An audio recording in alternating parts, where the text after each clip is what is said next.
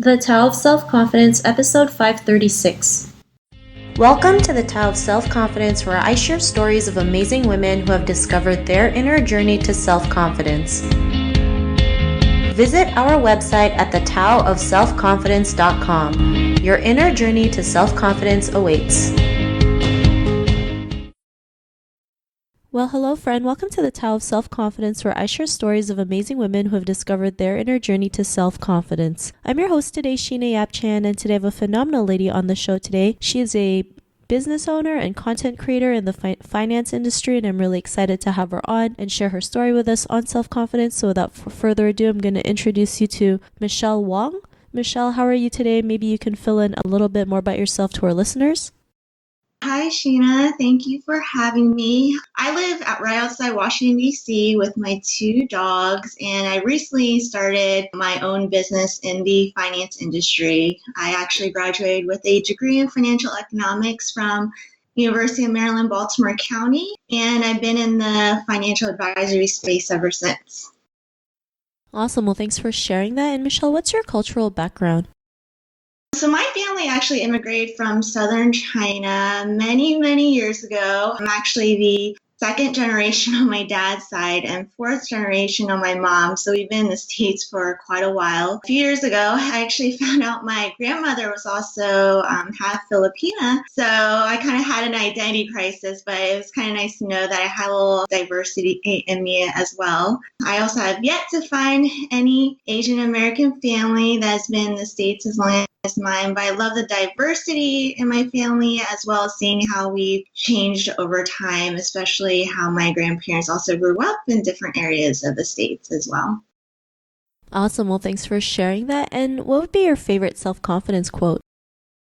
My favorite self-confidence quote is, do what makes you happy. My late mother constantly shared this quote with me just as a reminder that your happiness means so much more than how others perceive you. My mom actually dealt with clinical depression, so her sharing her knowledge with me about how to live my best life was important to her, and it was just a way for her to look out for my own mental health, and I'm so glad she did. Your happiness is what matters most, no matter what others say to you, and you're really the one who knows yourself best. And you're the only one that truly knows what makes you happy, and you should live by it. Thanks for sharing that great quote. And, I also believe, you should do what makes you happy, right? Especially, we have one life to live. And I know sometimes it's easier said than done, but if we don't go out there and do it, we're going to miss out on a lot. So thanks for sharing that great quote. And in your own words, how do you define self-confidence? My definition of self-confidence, many people believe that in order to have confidence, you have to be an extrovert. And that's really kind of what the American culture teaches us, but that's definitely not the case. Whether you're an extrovert or an introvert, self-confidence is really about being true to yourself and being comfortable in your own skin. For example, I consider myself an introvert, but people have told me that I have what they call quiet confidence. So I'm actually naturally very timid, but I also enjoy a good balance of socialization and interaction. But I also enjoy listening and stepping back to recharge. So I don't necessarily have to be the social butterfly of the room, but as long as I'm staying true to myself and my values, that's really all that matters. Thanks for sharing that. And I love how you mentioned that, self-confidence doesn't always have to mean you're an extrovert, which is so true, right? We've been programmed to think it's just, being confident is just like this one thing, not realizing like being confident is just being your true self, right? Being able to go out there and live your life no matter what it looks like. Like you mentioned, you can be an introvert and still be confident. You can be an extrovert and still be confident, but there's choices, right? It's not just one thing. So thanks for sharing that great definition. And Michelle, what was your life like before your discovery of self-confidence?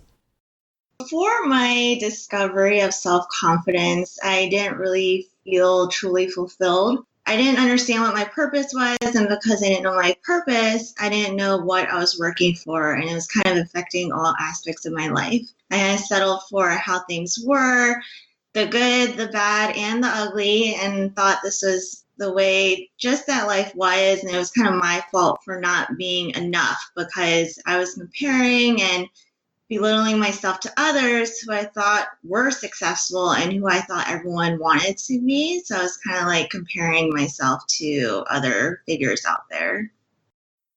Thanks for sharing that. And, we're all, as women, especially as Asian women, we're so great at comparing ourselves to others, not realizing that, we all have different lives. We're all different people. Our chapter 1, we can't compare our chapter 1 to someone else's chapter 20. And we have to realize that we are in our own journey and just appreciate that journey and appreciate ourselves. And what was that point in your life when you realized, you were more than enough to go out there and be the person that you are today? And yeah, what was that aha moment?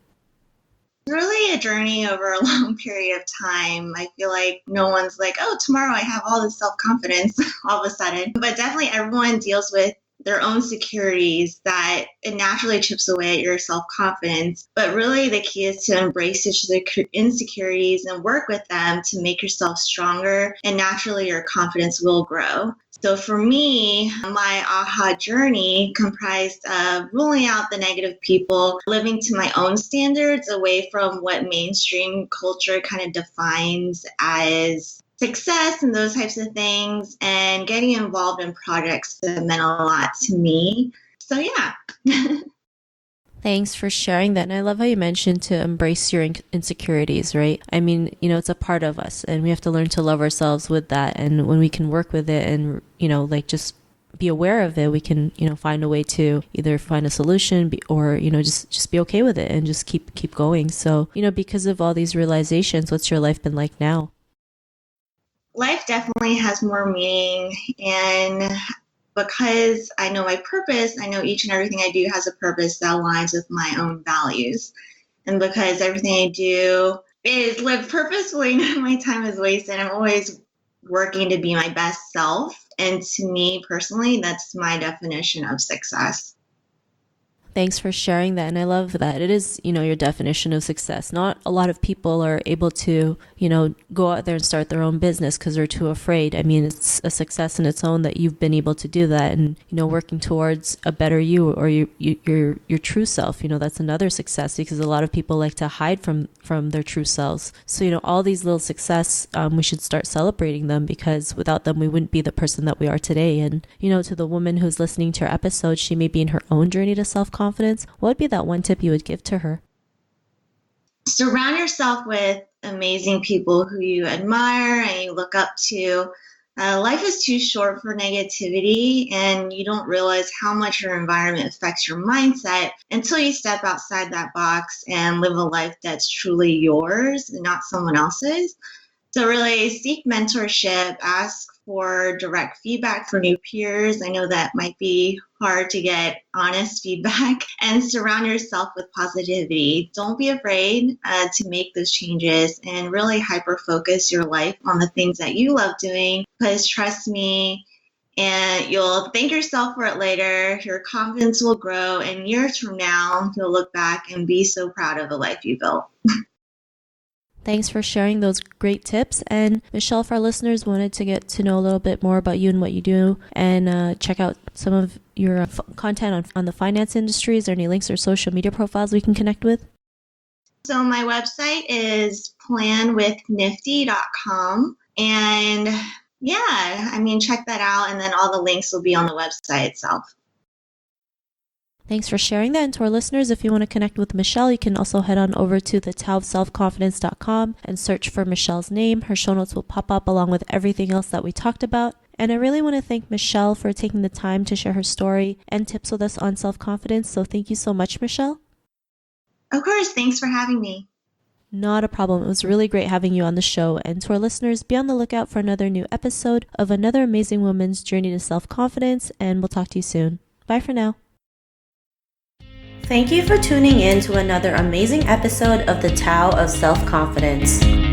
Get your free self-talk tape for building self-confidence by visiting our website at thetaoofselfconfidence.com. Your inner journey to self-confidence awaits.